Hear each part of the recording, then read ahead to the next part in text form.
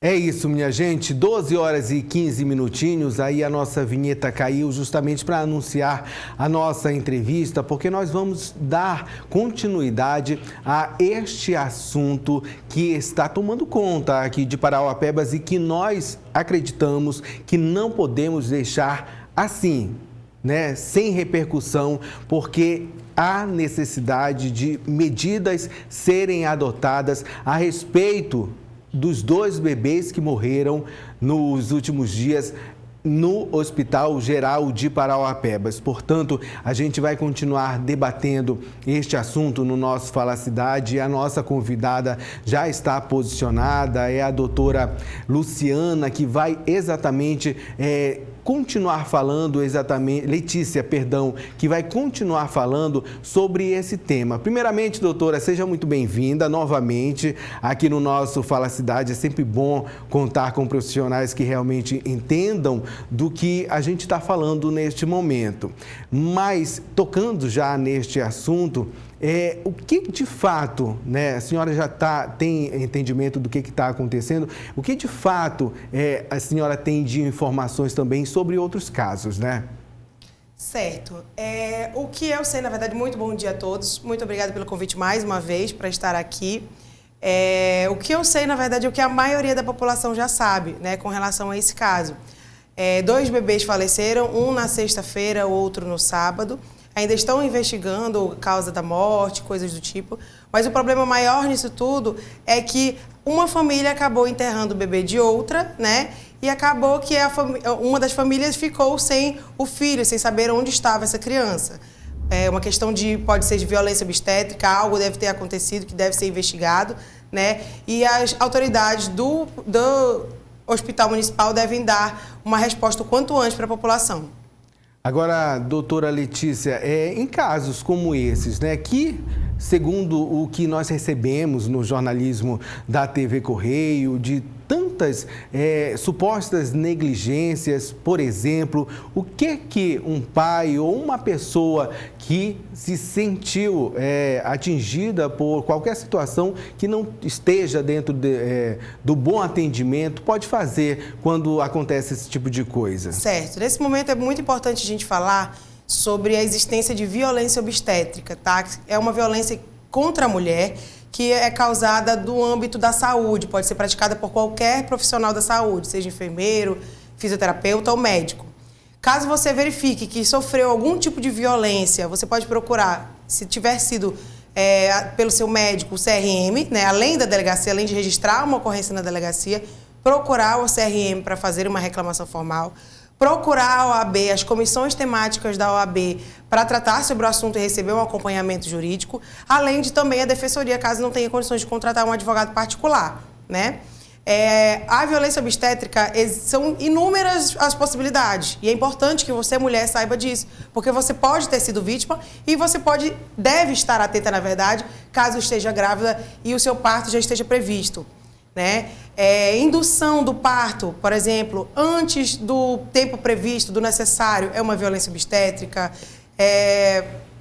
Xingar, pedir para ficar parada, xingamentos, pedir para ficar parada, amarrar braços e pernas, raspar os pelos pubianos da mulher, impedir que essa mulher tenha uma doula, por exemplo, impedir que ela tenha companhia antes, durante e após o parto. São algumas das possibilidades de violência obstétrica que devem ser observadas por todas as mulheres e, caso você constate que tenha sofrido uma violência, além de registrar um boletim de ocorrência, procure um profissional. Porque a responsabilização daquela pessoa que te violentou pode ser tanto na esfera criminal, né, a depender da extensão dos danos, quanto na esfera civil e administrativa. O médico ou o enfermeiro pode perder a licença, né, para trabalhar e, além disso, pode surgir o dever de indenizar a vítima na esfera civil.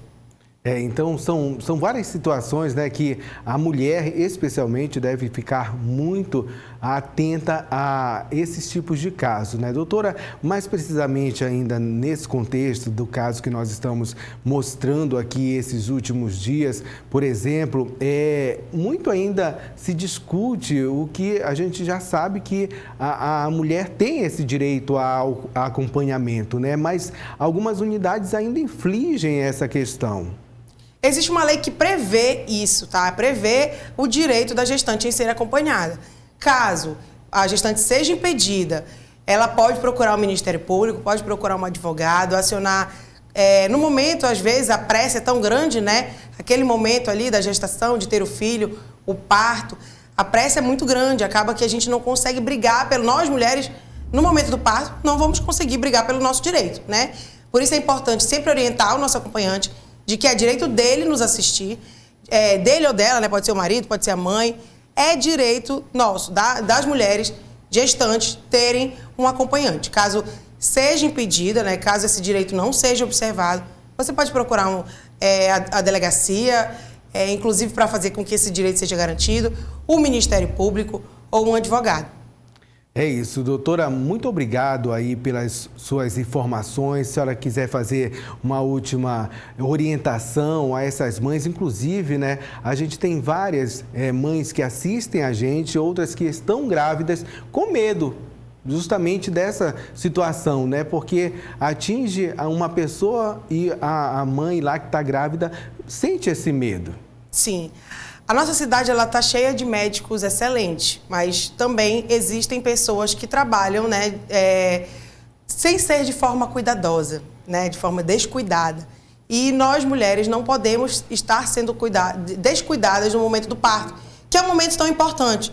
Então, assim, garantam, observem se o hospital onde vocês pretendem dar à luz costuma respeitar os direitos. Caso tenha alguma possibilidade de esse direito não ser respeitado, você já procura e aciona antecipadamente o Ministério Público ou a delegacia para que todas as condições do seu parto sejam as mais humanas possíveis, né? Porque é isso que a gente procura e busca. Um local adequado, você precisa ver se o local onde você vai parir vai ser adequado, se os seus direitos têm sido respeitados.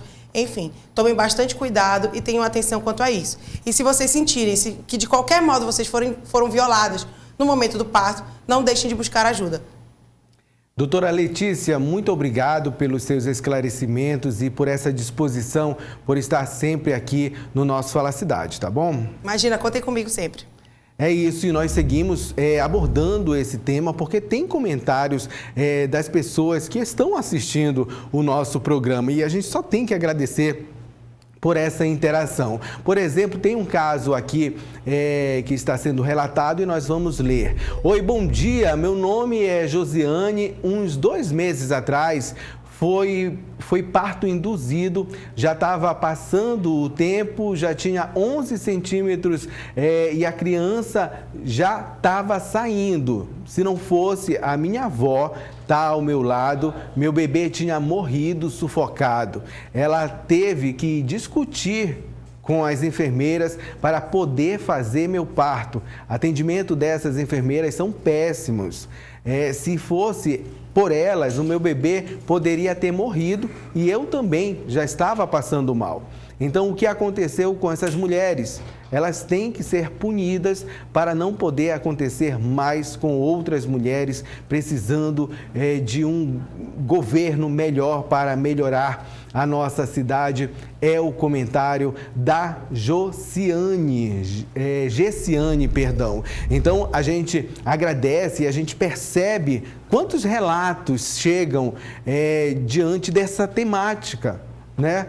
Muitas outras mães, outras até esquecem de registrar um boletim de ocorrência, porque esses casos só são apurados quando há, né, uma reclamação oficial, como disse a doutora Letícia, que acabou de participar aqui com a gente, quando há um boletim de ocorrência registrado por parte daquelas pessoas, daquelas mulheres que se sentiram violentadas com o seu direito na hora de ter os seus filhos. Muito obrigado, Gessiane, pelo seu comentário aqui com a gente.